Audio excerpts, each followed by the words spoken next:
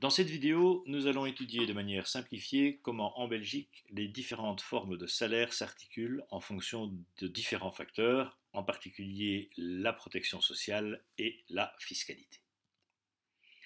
Au départ, nous devons prendre en considération la notion de contrat d'emploi.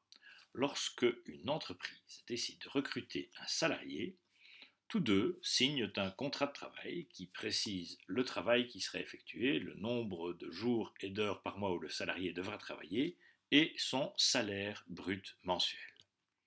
Dans cette séquence, nous allons prendre l'hypothèse d'un travailleur qui travaille pour un salaire mensuel brut de 2000 euros par mois. Notre travailleur a donc conclu un contrat de travail qui doit lui rapporter 2000 euros par mois. Mais en fait, qu'aura-t-il vraiment en poche à la fin du mois? C'est ce que nous allons illustrer dans la séquence. Le travailleur doit d'abord contribuer à la sécurité sociale.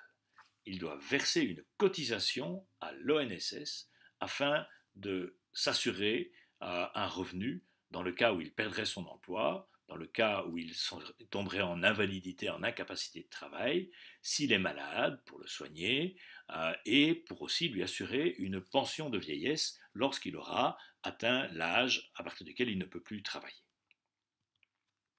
Combien d'argent le salarié doit-il verser à l'ONSS? Bien, même si ce montant est fixé par la loi après différentes négociations, aujourd'hui il est stable en Belgique et il s'élève à 13,07% du salaire brut.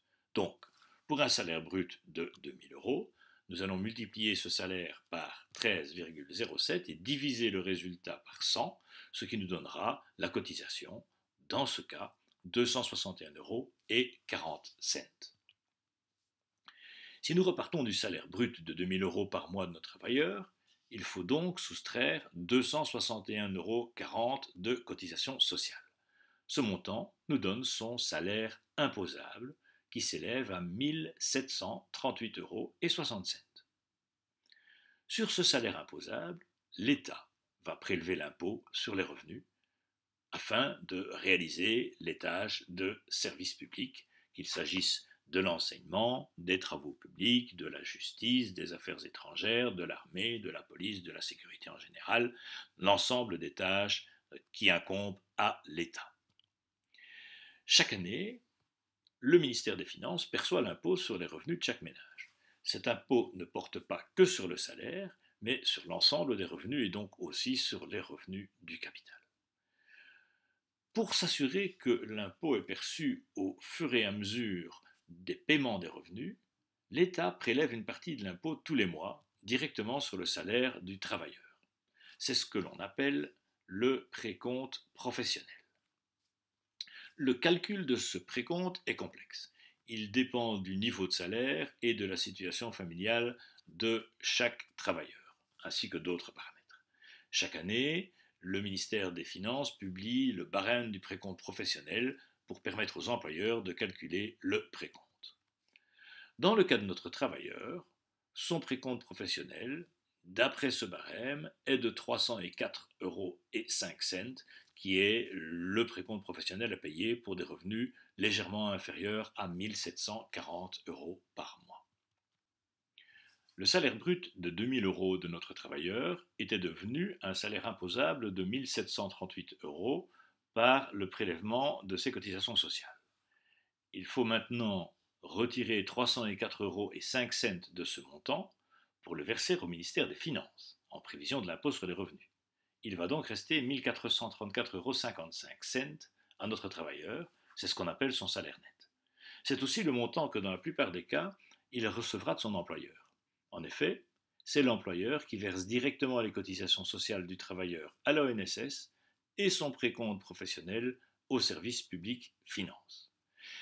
Mais nous nous rappelons aussi que l'employeur doit verser des cotisations de sécurité sociale pour sa part de la charge des assurances en cas de perte de revenus du travailleur.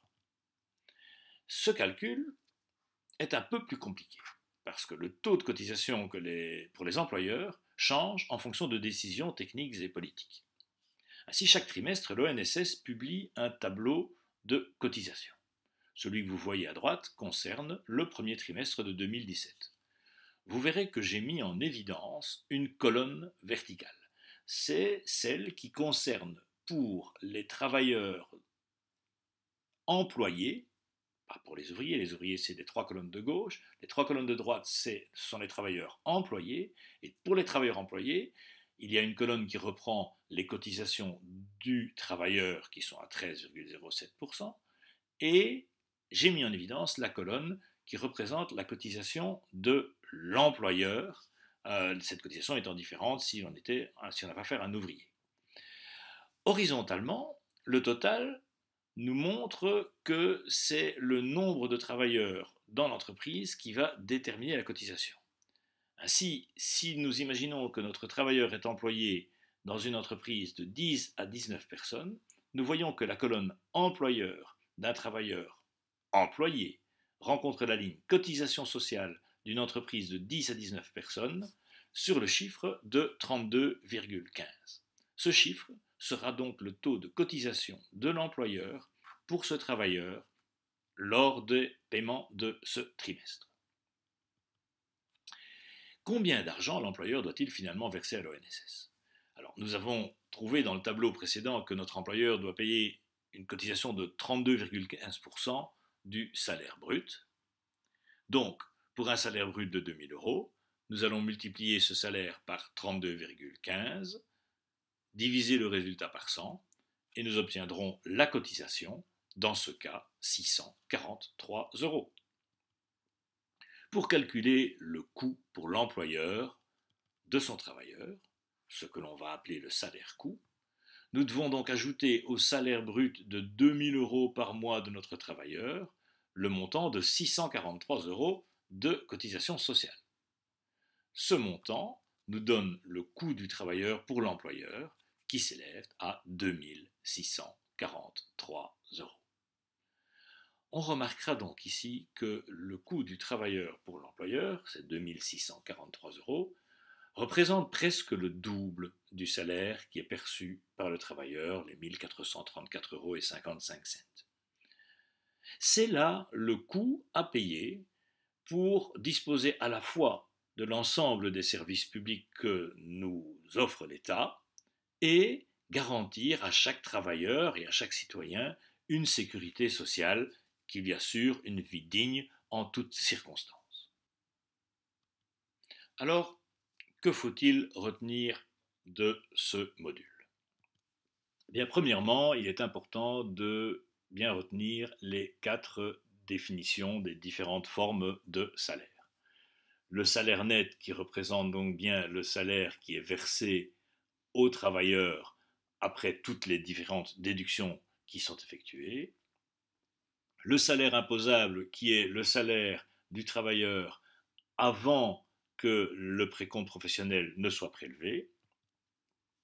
Le salaire brut qui est finalement le salaire conventionnel, contractuel, décidé entre l'employeur et le travailleur au moment du contrat de travail et sur lequel est prélevée la cotisation de sécurité sociale et ensuite le précompte professionnel. Et enfin, le salaire coût qui est le salaire payé par l'employeur, le coût pour l'employeur du travailleur, le salaire brut augmenté de la cotisation sociale de l'employeur. Il faut en plus être capable de calculer les cotisations sur base des différents taux, et pour cela, retrouver le taux de cotisation pour l'employeur, puisque celui pour les travailleurs est connu à 13,07%. Enfin, il faut être capable d'appliquer le barème de précompte professionnel pour calculer ce précompte sur base du salaire imposable. Si vous avez l'ensemble de ces éléments bien en tête, alors vous avez une bonne compréhension du système salarial en Belgique. Bon travail et merci.